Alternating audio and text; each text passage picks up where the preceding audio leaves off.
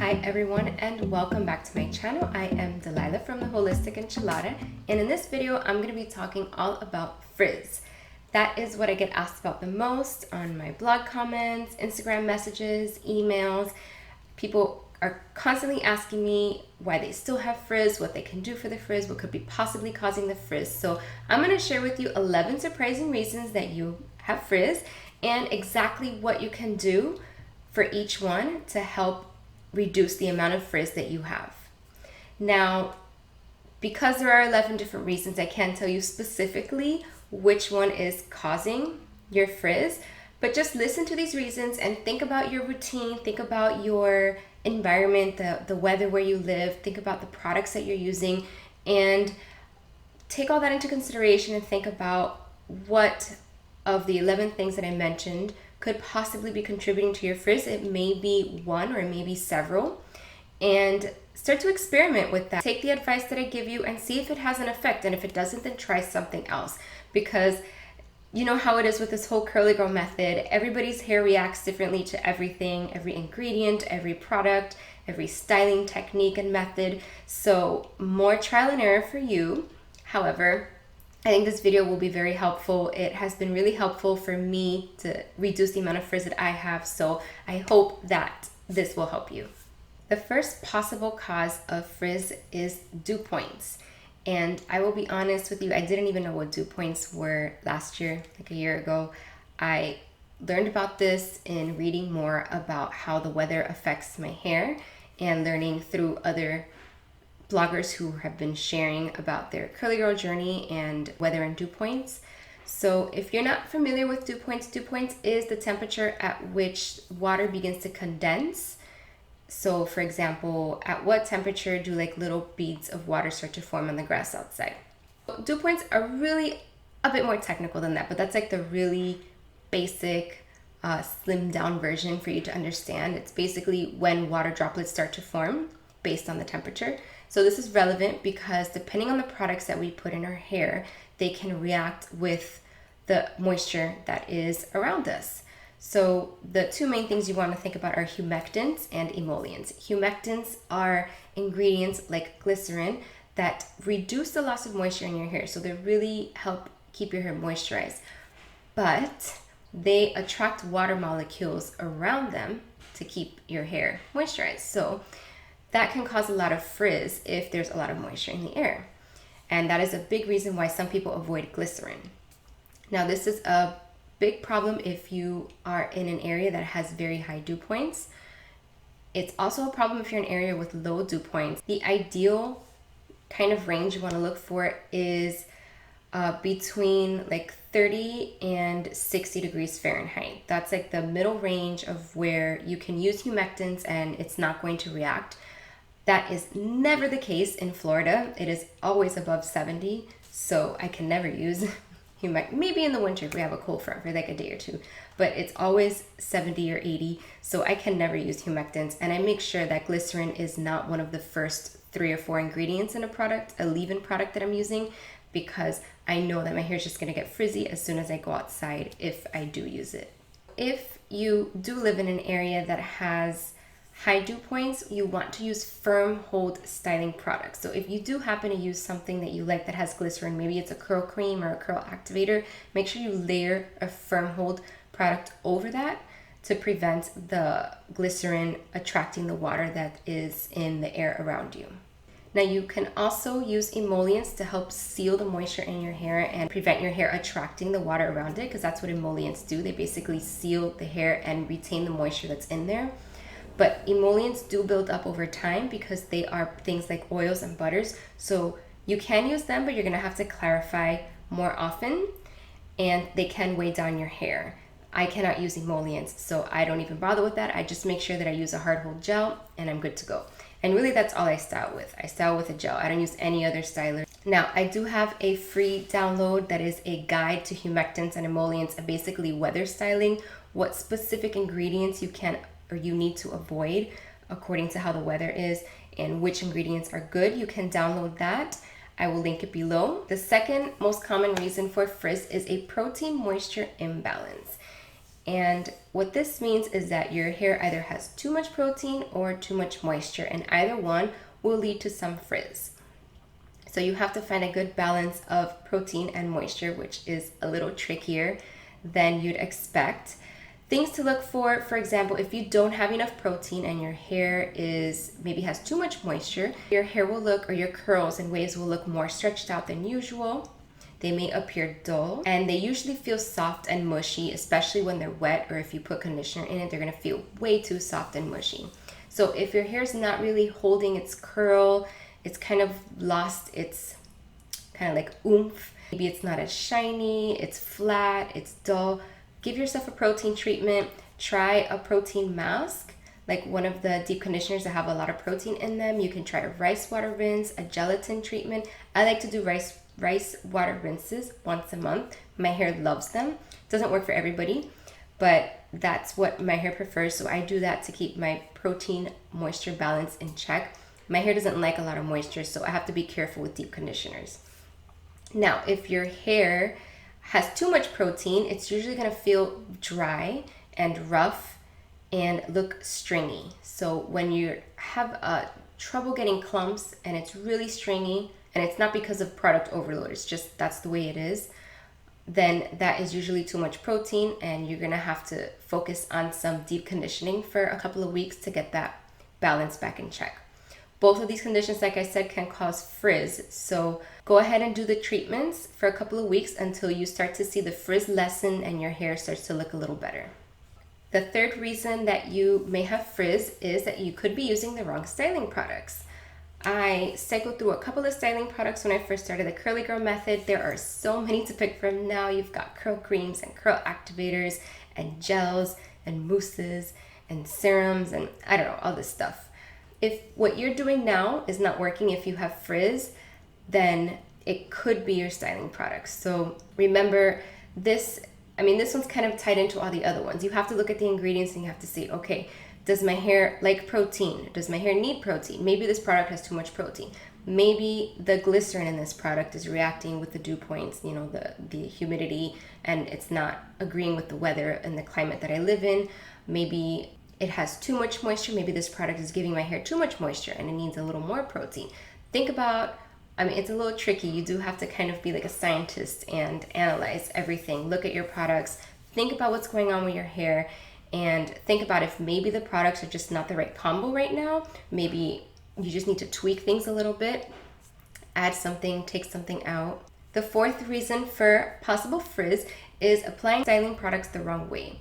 This was a big one for me. I had been applying my styling products the wrong way for like the first couple of years that I started leaving my hair curly. One of the things I didn't do was apply my products to soaking wet hair. I swore up and down that was ridiculous. It didn't work. I had tried it like once or twice, and I decided that my hair didn't really look all that great, so I didn't try it, and I would continue to towel dry my hair and apply my products to damp hair. Now that does work for some people, but when I decided, let me give this whole wet styling thing a try again, I realized that's how I can get these clumps like this.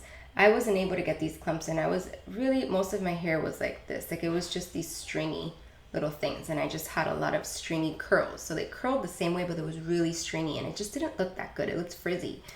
And it was because I couldn't get my curls to clump because they were too dry when I was applying the product. So again, experiment with several different application methods, watch a bunch of YouTube videos, and try all the different ways and see which way you're getting nice, good clumps.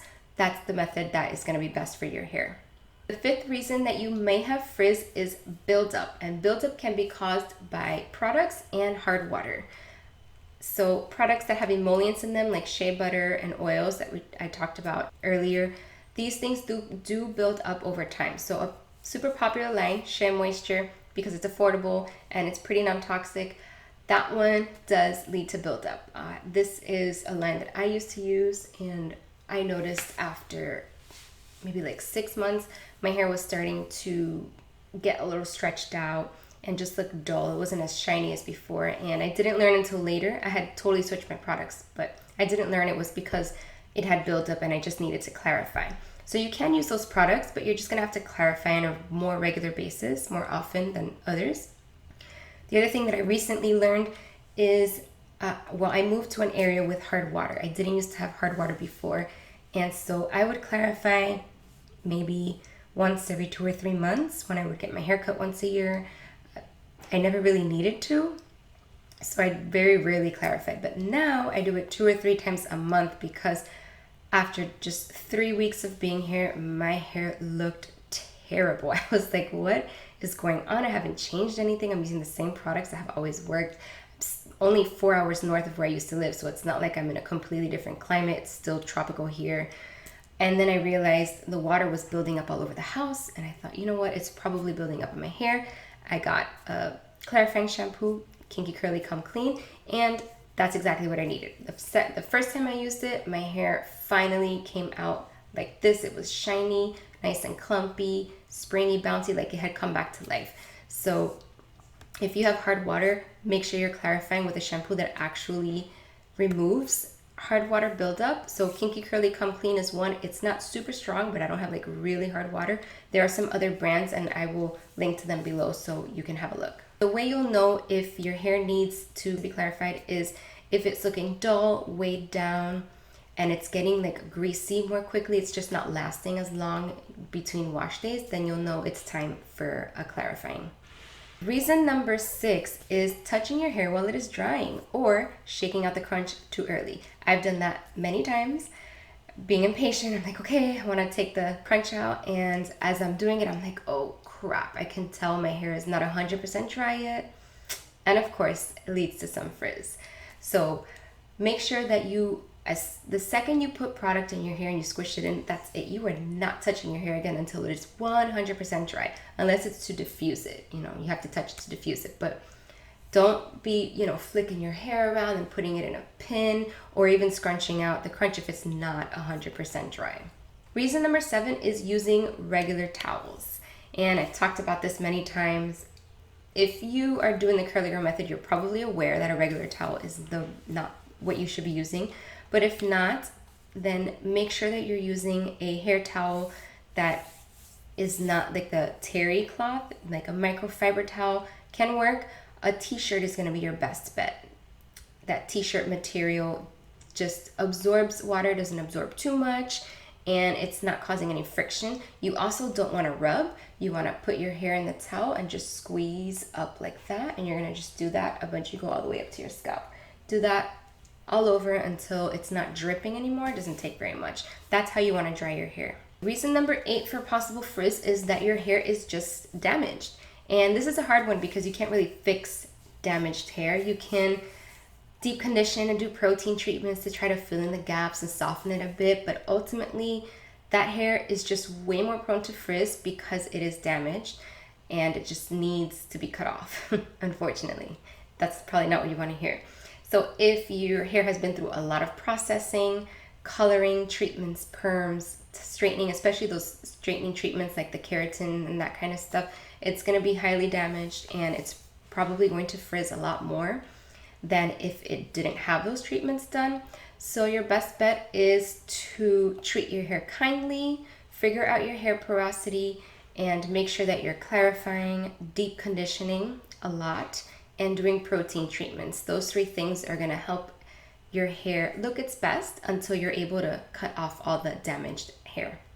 Reason number 9 is sleeping on a cotton pillowcase or any other pillowcase that's not silk or satin. This was another one that I resisted for a long time, and because I was putting my hair in a buff, I thought I don't really need a silk pillowcase, but you know what? It also helps prevent wrinkles. Sometimes my hair buff comes off, so the silk pillowcase is like insurance. It's my backup. In case my hair buff falls off, then I know it's not going to completely become a matted mess overnight on the pillowcase. And if cost is an issue, I really recommend the MYK brand. It is only $20 or $16.99, I think, for the pillowcase that has silk on only one side. And if you're vegan, you can look for a satin pillowcase. I don't know if they make the 2-sided ones, but I think satin is more affordable than silk anyway, so those 2 options are going to be better. The reason is that your hair glides over the silk and the satin as opposed to being pulled by a cotton pillowcase where it gets stuck and then it kind of just rubs around, and that causes frizz and tangles. Almost done. Number 10 is using products with hidden sulfates and silicones. Don't just buy a product that you saw a blogger use or that says on the front, no sulfates, no silicones, without actually reading the ingredients. There are so many brands who lie. They flat out lie on their packaging, or bloggers who use a product and maybe didn't do thorough research, or maybe they were misled by the company as well, by the brand, and they're talking about a product that actually does have a sulfate or a silicone in it. So make sure that you're really looking at the ingredients list and look at all the names of all the ingredients, all those scientific names. If you're not sure, download my guide to ingredients. I have that linked below, and that shows you every single kind of sulfate and silicone that there is, so you can be sure that the product that you're using doesn't have either one.